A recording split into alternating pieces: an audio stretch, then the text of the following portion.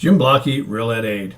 In my next few vlogs, I'll be referring to what is happening in America's public schools, and some of the things I'm going to tell you about are going to be shocking, totally unbelievable.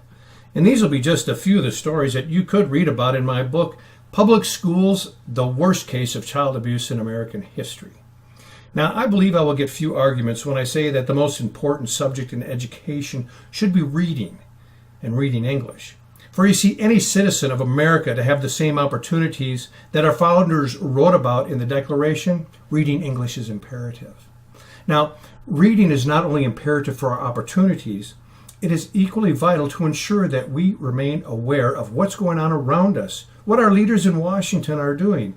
So we would not simply rely on the media or what our congressional leaders themselves have to say. We would find out for ourselves through research. And what do you have to do to be a good researcher? Hey, you got it, read. Now, enemies of America knew this. So as early as the late 1800s, they began to plot against our method of how to teach reading. How did we teach it? Phonics. Now, John Dewey, we all know him. He was one of the chief innovators of America's current education system, and he said this in the 1890s. He said, independent, self-reliant people were a counterproductive anarchism in the collective society of the future.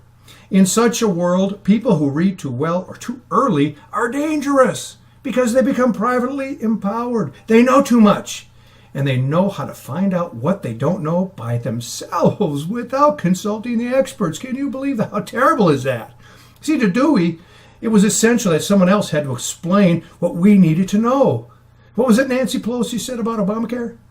We need to pass it to find out what's in it. Come on, how'd that work out for us? You know, Dewey also said that the true center of correlation on the school subjects is not science, nor literature, nor geography, nor even our history, but the child's social activity. Dewey was also a big advocate that phonics techniques should be removed. We should abandon and replace it, he said. And they should replace it with the whole language method. It was initially known as the look-say method. See Johnny run, see the dog run after Johnny. That's the look-say method.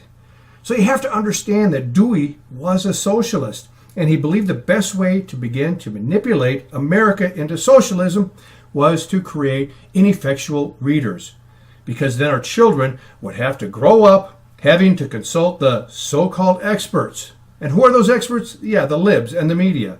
And isn't that exactly what is happening today? People believe what they hear, not what they find out for themselves. Now, I'll be explaining this to a greater extent in my upcoming vlogs, okay? Have a great day. Thank you so much for your time. Jim Blockey, Real Ed Aid.